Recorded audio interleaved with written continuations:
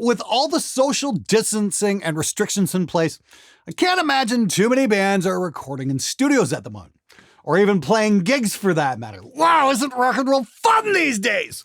However, we've all got a great opportunity to stay at home and hone our skills. So if you want to put your time to use and learn to record, this video is for you. This is how to not completely suck at home recording.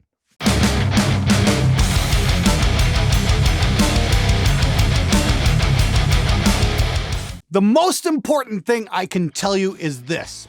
The reason you're not getting the mixes you want is not because of your gear. If you're new to recording, you're probably going to read an awful lot about gear, especially on a lot of the forums.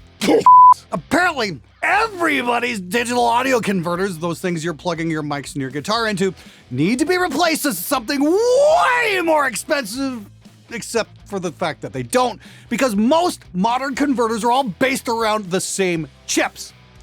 So, unless you're doing large budget major label projects, I wouldn't worry about your converters too much. Seriously. Most entry-level recording interfaces these days are absolutely great, especially if you're only looking to record your guitar at home and maybe some vocals. As long as the direct input on that interface has enough headroom so your high output pickups don't clip, you'll do absolutely fine. The exact same thing goes for microphones. Sure, there are some utterly gorgeous European-made mics that go for thousands of dollars. But the Lewitt LCT 240 Pro goes for only $150 and is an absolutely fantastic entry-level mic. I've got a pair that I use on my drum room all the time. Now, if you're into like death metal style vocals or a screamer, that kind of thing, the Rode Pod mic will probably do the trick, and it's only $129. Preamps? If you're running an interface that was built in the last 5 years, chances are the preamps in it are just fine. Hell, the preamps built into the smaller audio interfaces are totally pro level. But even 10 years ago, I was hearing absolutely fantastic mixes being made with dirt cheap gear on the Andy Sneap forum. It definitely made me scratch my head wondering why I wasn't getting as impressive results even though I had much more expensive gear. Once again, your gear is not holding you back. Stop blaming it. Recording software? Go grab a copy of Reaper. It's only $60 and it's got a 60-day trial. And yeah, I know there's more than a couple of you guys watching this show that are hitting that still evaluating button several years after those 60 days ran out. Now, unfortunately, Reaper seems to be stuck with a bit of a bad reputation because something so cheap couldn't possibly be any good. Well, here's the truth. The guys who wrote Reaper were the same guys who wrote Winamp back in the day and sold it to AOL for the price of a small country's gross domestic product. They made so much money on that they designed Reaper with the idea to bring affordable recording to the masses.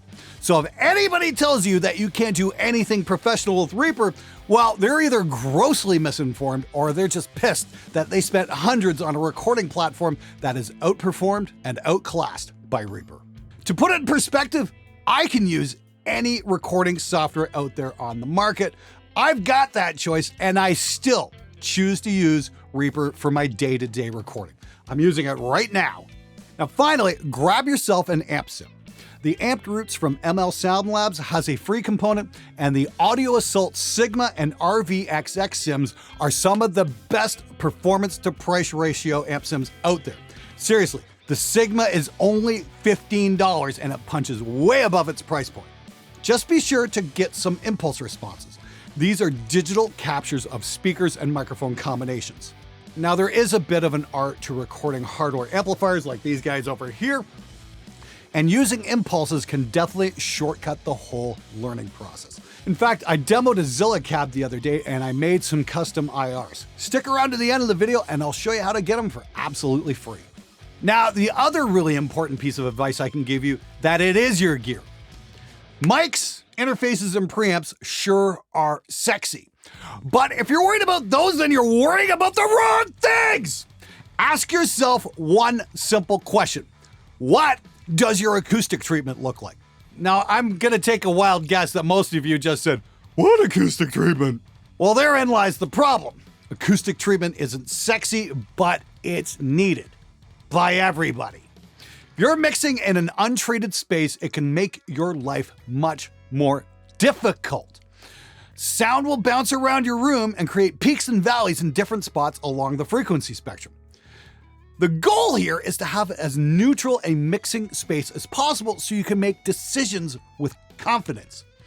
And if what you're hearing is being skewed by bad room acoustics, let's say, for example, you're sitting in the middle of a null spot in the bass region, then your entire mix will be thrown off.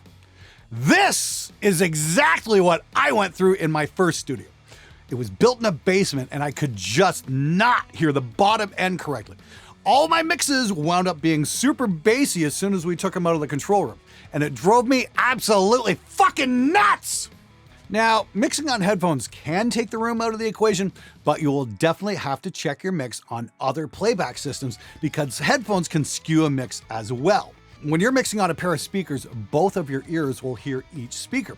This is what's called crossfeed.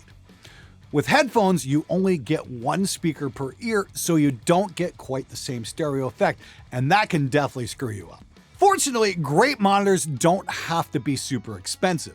I've been recommending the Kali LP6s for the last couple of years. And at just under $300 for a pair, they're definitely the best bang for the buck monitors on the market. But you are still going to need some treatment for your room. In order to keep all those bass frequencies from bouncing around and screwing up your mixes, there's a simple rule of thumb. The better your acoustic treatment, the less time you're gonna spend making test mixes and guessing. Now, I've got a video on how to build bass traps for about $40 each that I'm gonna link to as part of a custom playlist for the viewers of this video. We got more details on that in a few minutes. Ultimately, you're gonna wanna test your mixes out on as many systems as possible to hear how they translate into the real world. That means dumping an MP3 onto your phone and listening on some consumer-grade headphones as opposed to pro level. I took a look at my analytics and more than 40% of you guys are watching this video on a phone. So logically, it makes sense to mix for what your audience is consuming music on. And these days, it's one of these. You can only hope that the listener is actually listening on some sort of headphone instead of the phone speaker, because these don't have any bass response at all. Why does the mix sound so thin? Are you fucking serious? Did you try listening to anything else or that piece of shit speaker? Did it sound thin too? Oh. But don't stop at your phone. If you've got an old portable radio or a Bluetooth speaker, try listening to your mixes on that. Now, my favorite place to check a mix out is the car. Acoustically, it is a great space to listen to a mix because the bass frequencies don't bounce back at you in and out of phase. They leave the vehicle and you get a clear picture of what's going on in the bottom end. And if you've ever heard a hip-hop fan drive by with his subwoofer cranked so loud that his license plate rattles, you know exactly what I mean.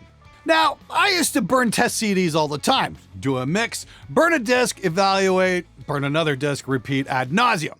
These days, I just bring the entire laptop out here to the car to finish my mixes.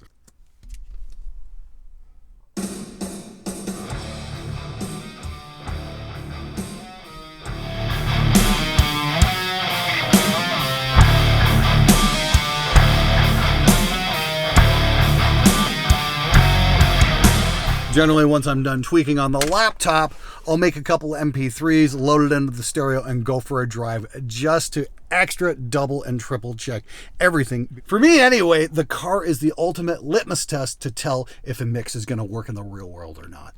So if you're mixing exclusively in software, this is an utterly fantastic way to finish off your mixes quickly. Just be sure to bring along a small USB hub for your iLok or whatever other software dongles you're going to need. Now, what to do if you don't have a car? Well, if you're still living at home, ask your parents to borrow the keys and explain to them that no, you're not taking the car anywhere, you just need it so you can evaluate your work. They might look at you a little weird, but if they're cool, hopefully they're gonna help you out. You can also ask a friend for a ride or maybe even take an Uber. Bring along a USB stick and ask the driver if you can test out a song. Now, I can't guarantee they'll be receptive to the idea, but it's certainly worth a shot, especially if you don't have other options. You'll find that solutions will present themselves if you're willing to put in the work. The trick is to keep trying and don't ever give up, no matter what. You're gonna fail a whole lot before you're ever satisfied with the sound of your own mixes. But as long as you keep going, you will get better. Now to help you guys out, I created a pair of free impulses with my Zilla Vertical Fatboy 2x12 with a WGS Green Beret speaker. It sounds utterly massive and is definitely a different sound than the ever popular yet completely overused Celestion Vintage 30. The download link is in the video description. And if you're new to all this and you want some help with the basics, check out the custom playlist I just made for the viewers of this video. There are tutorials on building bass traps, understanding compression basics, mixing amp sim guitars, and the greatest guitar recording trick that I ever learned.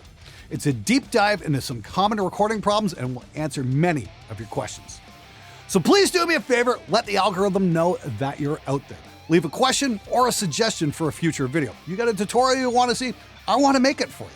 And of course, don't forget to check back here on Friday for SMG viewers' comments. They're always a blast. Hope to see you in there.